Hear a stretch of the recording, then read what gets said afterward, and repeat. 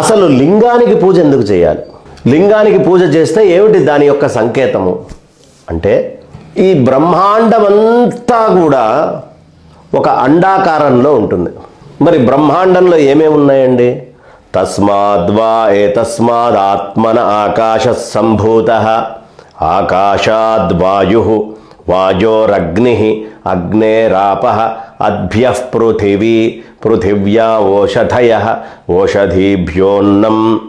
ఇది కదా లెక్క. కాబట్టి ఈ మొత్తము బ్రహ్మాండము అనేటటువంటిది, అండము అని అర్థమవుతోందిగా. ఈ బ్రహ్మాండము అనేటటువంటి దాంట్లో ప్రస్తుతం మనం ఒక సువర్ణమయమైనటువంటి అండంలో ఉన్నాం. హిరణ్యగర్భ అండము అని దీన్ని పిలుస్తారు. ఇలాంటి అండాలు అనేక 1000 కలిస్తే ఓ బ్రహ్మాండం అవుతుంది. ఇలాంటి అనేక బ్రహ్మాండాలు కలిస్తే అది సృష్టిలో చాలా విశేషం. దాన్ని చూసినవాడు కానీ, దాన్ని చూడగలిగేటటువంటి శక్తి ఉన్నవాడు కానీ ఎవడు లేడు. ఇక్కడి నుంచి మనం సూర్యుడి దగ్గరకు ఒక రాకెట్ పంపించడానికి, బృహస్పతి దగ్గర పంపించడానికి అల్లాడుతూ ఉన్నాం.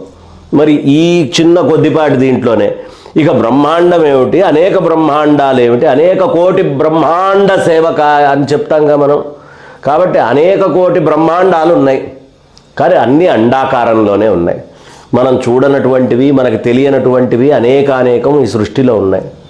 మనకి తెలిసినటువంటి ఓ దగ్గరికి వెళ్ళి పూజ చేసి చాలా గొప్పవాళ్ళమని మనం అనుకుంటున్నాం.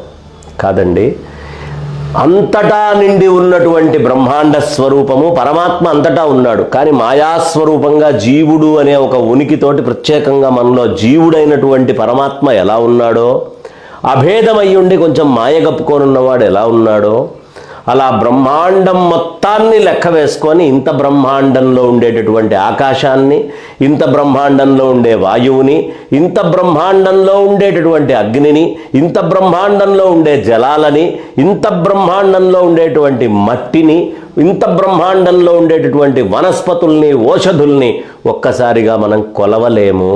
కాబట్టి ఈ మొత్తం బ్రహ్మాండానికి చిహ్నంగా ఒక పిండాండం, ఒక శివలింగాన్ని తయారు చేసుకొని ఈ శివలింగం మీద పరమేశ్వరుడి యొక్క ఆరోపణ చేసి ఆ పరమేశ్వరుడి మీద మనం ఓం నమస్తే అస్తు భగవన్ విశ్వేశ్వరాయ మహాదేవాయ త్రయంబకాయ త్రిపురాంతకాయ త్రికాగ్ని కాలాయ కాలాగ్ని రుద్రాయ నీలకంఠాయ మృత్యుంజయాయ సర్వేశ్వరాయ సదాశివాయ శ్రీమన్మహాదేవాయ నమః అని ఒక్కసారి గనక అలా పాలతోటి, మనం పెరుగుతోటి, వీటన్నిటితోటి స్నానం చేయిస్తే బ్రహ్మాండంలో ఉండే అన్నిటినీ కొలిచినటువంటి పుణ్యం వస్తుందండి.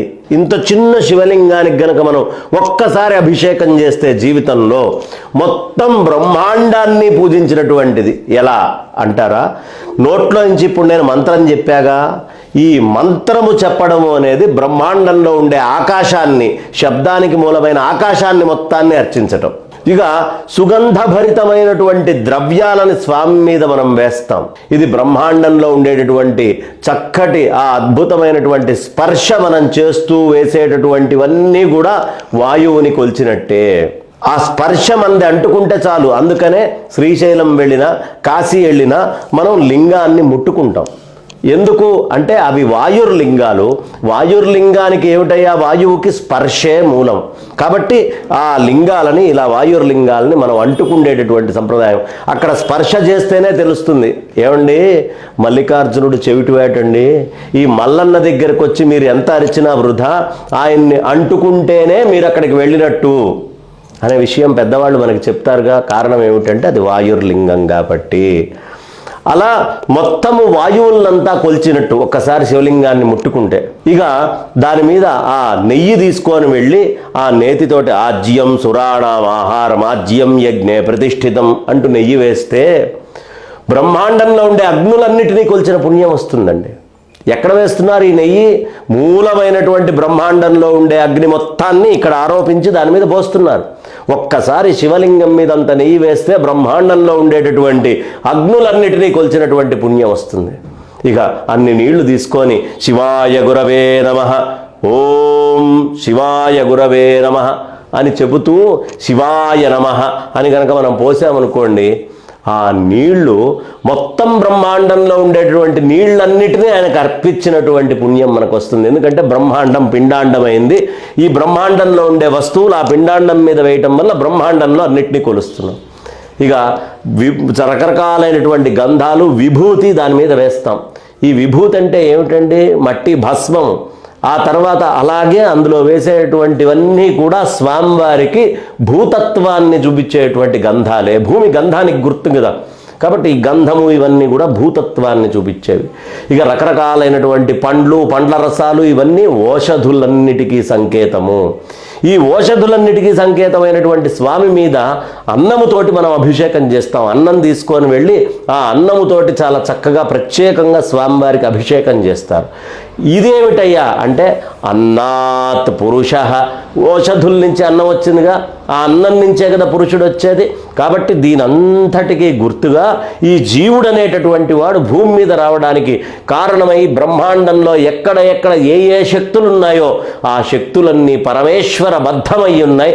ఆ బ్రహ్మాండం మొత్తాన్ని మనం పూజ చేయాలి అనే ఉద్దేశ్యంతో స్వామి మీద చేసేటటువంటి ఈ పూజా విధానము మనం ఏదో అనుకుంటున్నాం, ఏదో శివలింగం మీద పోసి వచ్చేసాను అని కాదు. బ్రహ్మాండాన్ని మొత్తాన్ని అర్చించిన ఫలం వస్తుంది. కాబట్టి ప్రతి ఒక్కళ్ళము గుర్తుంచుకొని ఒక్క శివరాత్రి నాడే కాదు, ప్రతినిత్యము ఈ బ్రహ్మాండాన్ని పిండాండంగా పెట్టాను. ఇదంతటికీ నడవడానికి మూలం ఇదిగో బ్రహ్మాండం అంతా వ్యాపించి ఉన్నటువంటి శివుడు.